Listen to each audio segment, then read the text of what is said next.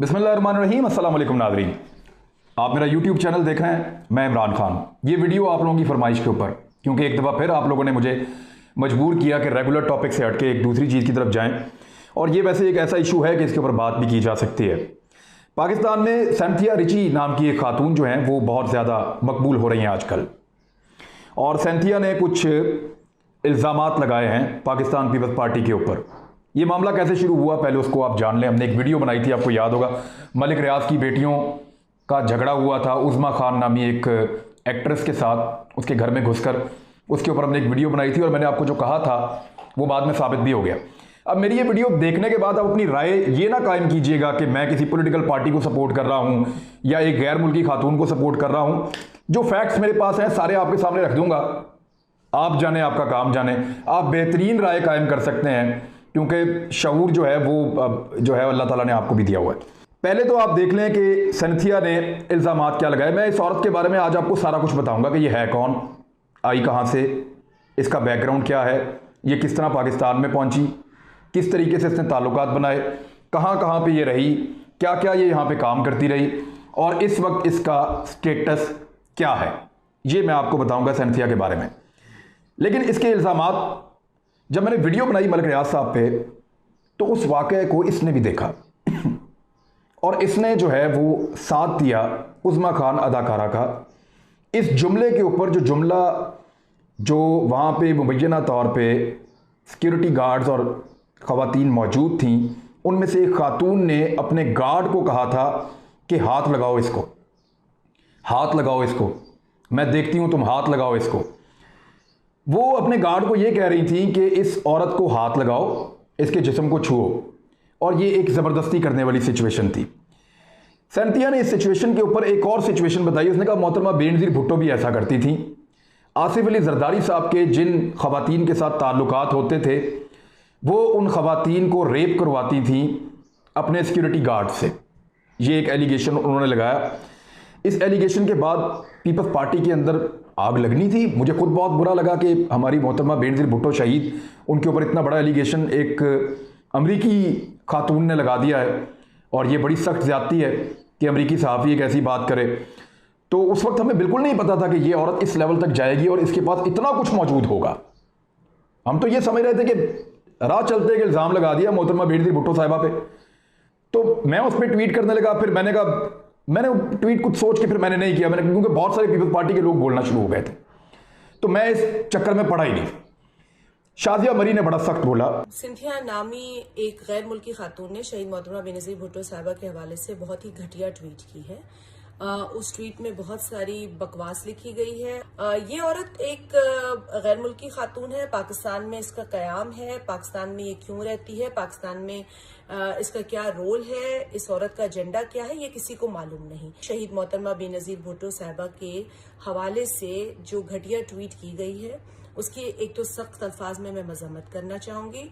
ये एक बहुत ही हैरान कुन बात है। हम कैसे अलाउ कर सकते हैं कि ये औरत इस तरह की ट्वीट्स करे और फिर इस पर कोई एक्शन भी ना हो।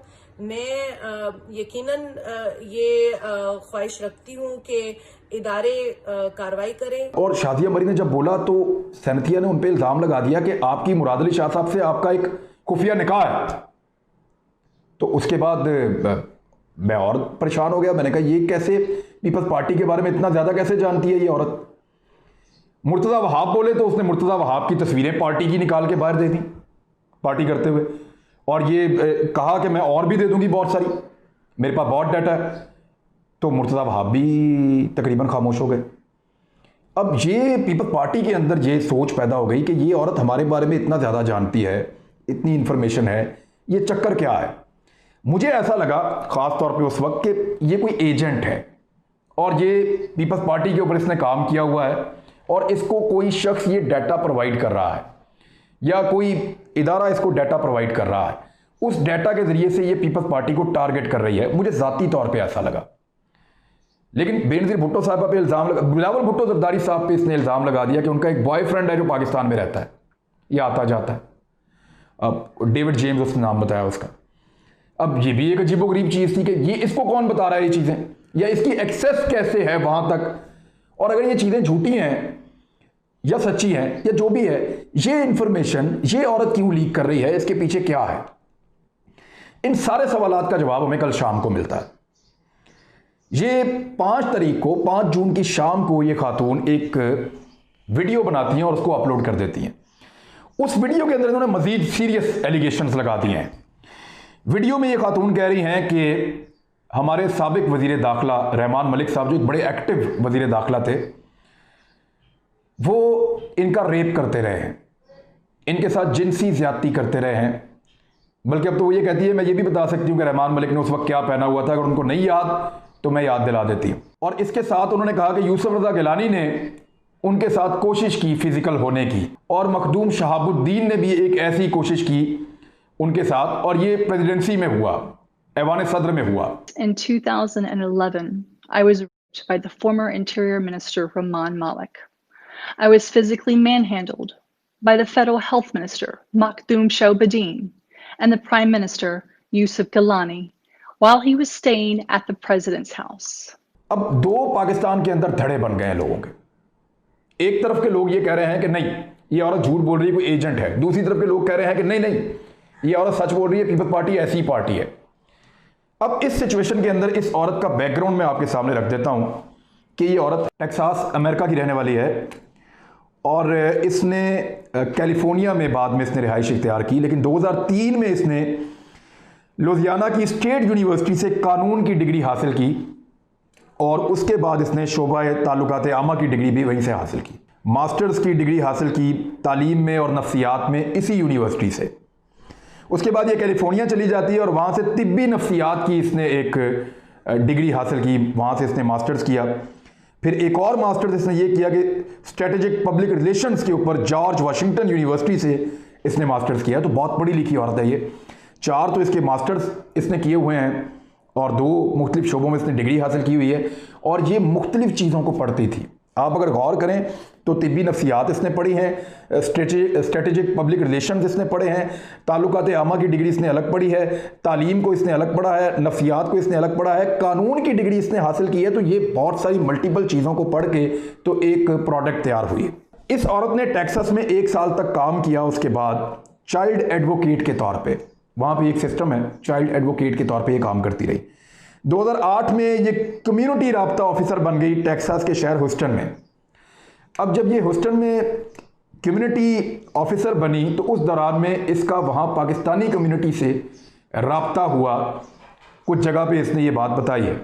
जिन पाकिस्तानियों से 2008 और 9 में ये राब्ते करती रही और उनसे इसके ताल्लुकात बने, वो ताल्लुकात इसको पाकिस्तान के करीब लेकर आए। 2010 में जब पाकिस्तान में सैलाब आया तो जो ह्यूस्टन की मेयर थी उसके बिहाफ पे ये एक खैर सगाली दौरे के तौर पे पाकिस्तान आ गई मदद करने के लिए 2010 में। तब इसकी मुलाकातें पाकिस्तान में कुछ आम लोगों से, कुछ सियासतदानों से भी हुई। ये जब वापस जाती है तो फिर इमरान खान साहब इसके शहर में एक फंड रेजिंग के लिए गए, तहरीक इंसाफ के चेयरमैन वजीर आज़म पाकिस्तान।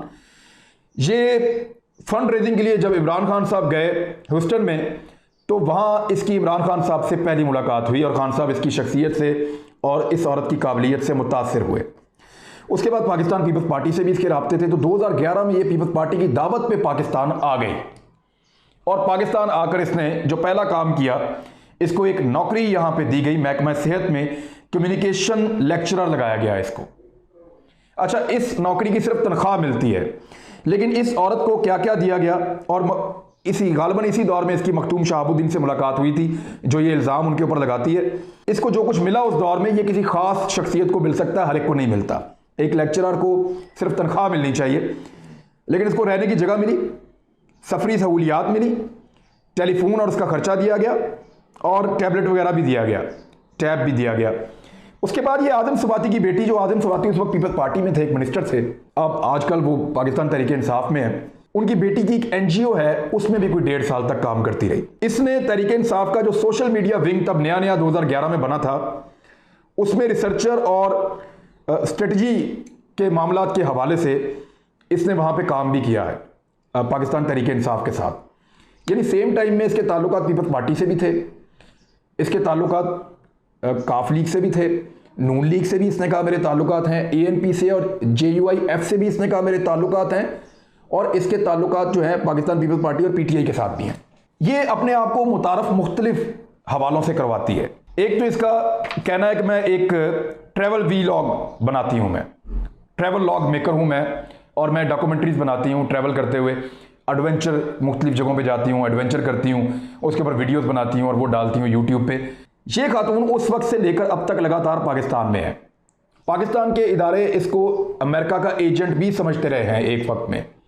जब मई 2011 में एक इंसिडेंट हुआ था एबटाबाद में, तो उसके बाद इस औरत पे भी पाबंदी लगा दी गई थी कि आप इस्लामाबाद को नहीं छोड़ सकती, आप बाहर नहीं जा सकती, आपको यहीं पे रुकना है। चक शहजाद में जो इसका इलाका था जहां ये रहती थी वहीं पे रुकती थी। तो ये औरत के ऊपर एजेंसियां पहले शक करती रही, बाद में बाकी लोग शक करते रहे और बाहर के लोग भी इस पर शक करते हैं। तो इस किस्म का इस औरत के ऊपर जो वो एलिगेशंस हैं, लेकिन ये जो एलिगेशन अपनी जात को लेकर और पीपल्स पार्टी को लेकर इसने बड़े सीरियस लगाए हैं। और इसने कहा कि यूसुफ रजा गिलानी जो साबिक वज़ीर आज़म है पाकिस्तान के, उन्होंने ऐवान सदर में मेरे ऊपर हाथ डालने की कोशिश की है। इन लोगों ने वैसे तरदीद तो कर दी है सब ने अपने अपने तौर पे कि ऐसा कुछ नहीं हुआ, लेकिन अब ये क्या कह रही है अपनी वीडियो में, इस खातून का ये कहना है कि मेरे पास तमाम सबूत मौजूद हैं। I will be happy to go into more detail with the appropriate, neutral, investigative journalists. I have already shared this story with a handful of people whom I trust.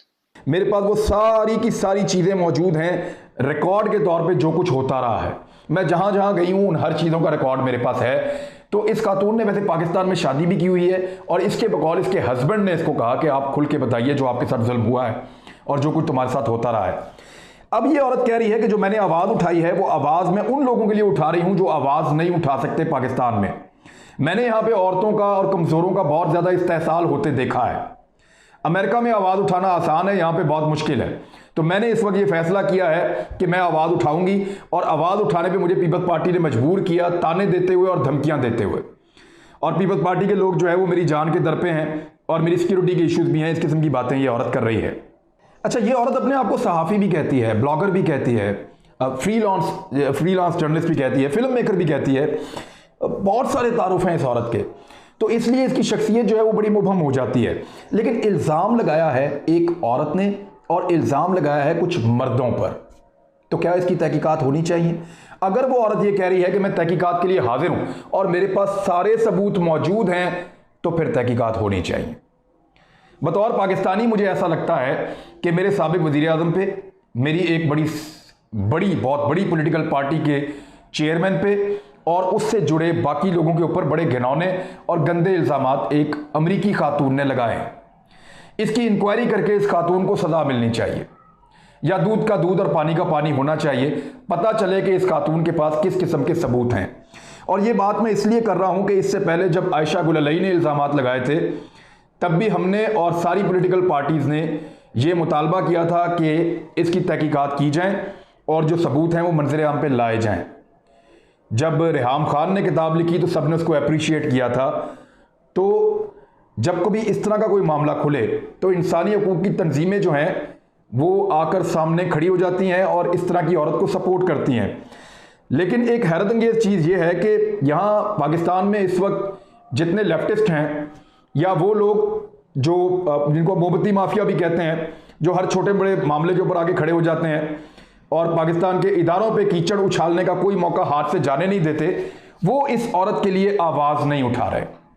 Senthia के लिए आवाज़ नहीं उठा रहे। उसने मारवी सरमत के ऊपर तनकीद की है कि मारवी सरमत तो हमेशा आवाज़ उठाती है और मैंने उसके लिए आवाज़ उठाई जब औरत मार्च के लिए वो बोल रही थी, तो आज मेरे लिए वो क्यों नहीं बोल रही? तो मारवी सरमत ने उल्टा इसके खिलाफ बात की है, क्योंकि मारवी सरमत को लगता है कि ये इदारों के साथ इसका ताल्लुक है। और इस वक्त लान तान एक दफ़ा दोबारा पाकिस्तान के सोशल मीडिया पे वो मारवी सरमत के ऊपर और दीगर इस तरह के लोगों के ऊपर शुरू हो चुकी है।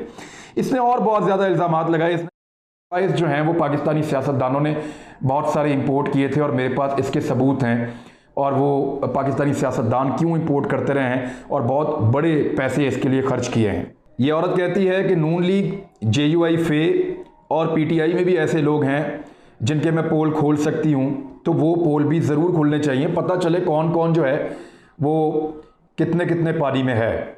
एक और जो बड़ा सीरियस एलिगेशन इस औरत का है वो ये है सबूतों के हवाले से कि मेरे पास वॉइस रिकॉर्डिंग्स भी हैं, मेरे पास टेक्स्ट मैसेजेस भी हैं और मेरे पास स्क्रीनशॉट्स भी हैं। अब ये चीज़ें ऐसी हैं कि आजकल के दौर में अगर ये इनको अचानक पब्लिक कर देती है तो पाकिस्तान में पता नहीं किस किस के पोल खुल जाएंगे और कौन कौन परेशान हो रहा है। इससे पहले एक हरीम शाह का एक स्कैंडल टाइप का पाकिस्तान में फिर रहा था। तो इस तरह के करैक्टर पाकिस्तान की पॉलिटिक्स में आते रहते हैं, बल्कि दुनिया भर में होते हैं। क्या इनको सीरियस लिया जाना चाहिए? अगर लेना है तो सबको सीरियस लेना है, नहीं लेना तो सबको जो है वो भाड़ में डालिए। मैं पाकिस्तान पीपल्स पार्टी के लोगों को और PMLN के लोगों को और PTI के लोगों को ये कहता रहा हूँ हमेशा कि ज़ातियात के ऊपर ना जाएं, लेकिन मुझे अच्छी तरह याद है कि इमरान खान साहब की एक मुबैना बेटी को और अमेरिका में उनके केस को लेकर पाकिस्तान पीपल्स पार्टी और PMLN ने कितना शोर मचाया, मुझे अच्छी तरह याद है। लेकिन इस केस के ऊपर अभी तक जो मैं देख रहा हूँ वो सोशल मीडिया के अलावा कहीं पे पॉलिटिकल पार्टीज इसको वैसे हाईलाइट नहीं कर रही। पाकिस्तान के मीडिया ने ये सवाल उठाया तो इसका जवाब पीपल्स पार्टी की तरफ से आ गया है। मेरे ख्याल में इस वक्त पीपल्स पार्टी को ये डिमांड करना चाहिए कि एक आला सतह की JIT या एक आला सतह की जुडिशल इंक्वायरी या कोई भी आला सतह की एक इंक्वायरी करवाई जाए, या वो इस खातून के खिलाफ FIA में या इस खातून के खिलाफ किसी भी एक फोरम के ऊपर जाके एक दरखास्त दें और इस खातून को चैलेंज करें कि तुम साबित करो कि तुम सच बोल रही हो, ताकि दूध का दूध और पानी का पानी हो जाए। अब तक के लिए इतना ही। ये चीज़ें इस औरत से रिलेटेड थी, मैंने आप तक पहुंचा दी। अपना ख्याल रखिएगा, हमारे चैनल को लाइक करें, सब्सक्राइब करें, दोस्तों के साथ शेयर करें। अल्लाह हाफिज़।